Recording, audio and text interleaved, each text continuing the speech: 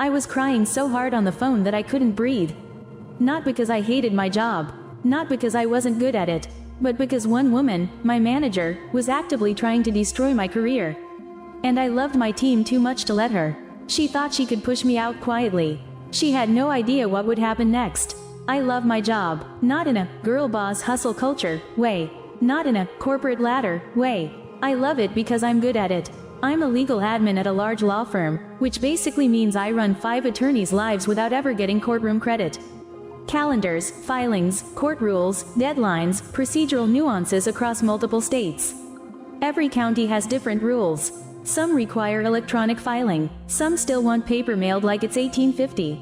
And if anything goes wrong, it's my fault. I thrive in that pressure. I'm organized, detail-obsessed, slightly intense. Think Donna from Suits, but if she color-coded her trauma. I manage 5 attorneys, and for almost a year, I'd also been covering for another partner whose secretary quit. Why did she quit? My manager. Let's call her Lady Catherine. Early 60s, controlling, obsessed with hierarchy, the kind of woman who mistakes intimidation for leadership.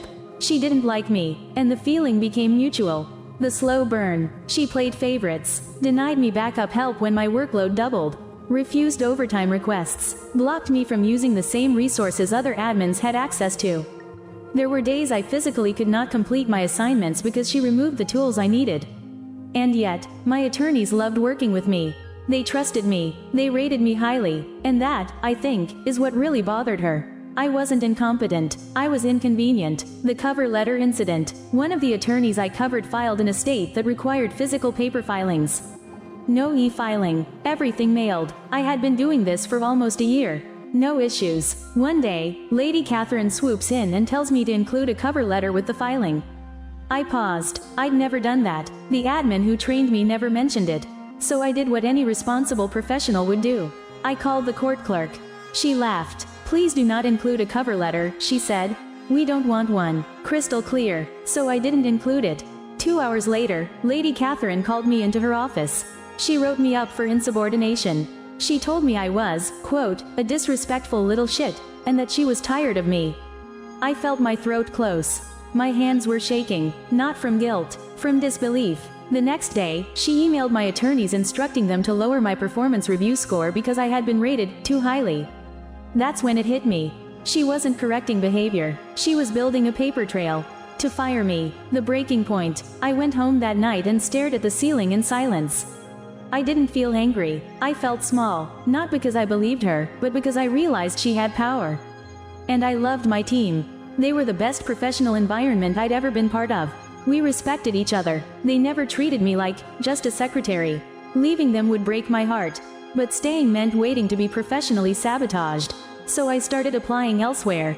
Within a week, I had another offer. When I called to resign, I cried. Hard, embarrassing, hiccuping sobs. One of the managing partners asked if I wanted a counteroffer. I said no, because money wouldn't fix the real problem. Then I told him everything. The write-up, the falsified review attempt, the denied support, the admins who had quit before me. There were 6 of us in under a year. All because of her. He went very quiet. The unexpected alliance. I assumed that was it. I'd leave. They'd survive. Then my friend Charlotte from another office called. "Are you out of your mind?" she asked. "I don't have time to train someone to be you." I told her why I was leaving. And Charlotte did something I didn't expect. She escalated. She contacted upper management and laid out the pattern. Exit interviews, complaints, turnover statistics. Meanwhile, one of my attorneys told another partner that losing me would collapse his workflow entirely. They didn't just value me. They needed me. The counteroffer that changed everything. The next day, I got another call. Not about money, about structure. I would no longer report to Lady Catherine. I would report directly to one of the partners I worked with. Lady Catherine would not be allowed to interfere with me without permission. They reorganized management to keep me.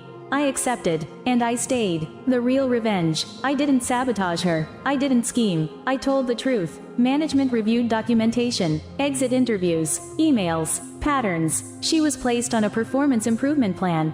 No raise. She was stripped of her management position entirely. Demoted. No longer anyone's boss. The payoff. I didn't see her reaction. But I imagine it, the tight smile cracking, the realization dawning, the understanding that the woman she tried to push out was the final domino. I didn't feel triumphant, I felt free, like I could finally breathe at work again. And the best part? None of the admins have to deal with her authority anymore. All she had to do was leave me alone. Sometimes revenge isn't loud, it's not screaming or sabotage. Sometimes it's documentation, boundaries, and refusing to shrink for someone threatened by your competence. She tried to push me out. Instead, she lost her power. If this story gave you that deeply satisfying workplace justice feeling, hit like. Tell me in the comments, have you ever had a toxic boss finally face consequences? And subscribe for more real-life revenge stories where karma clocks in on time. Because trust me, it always does.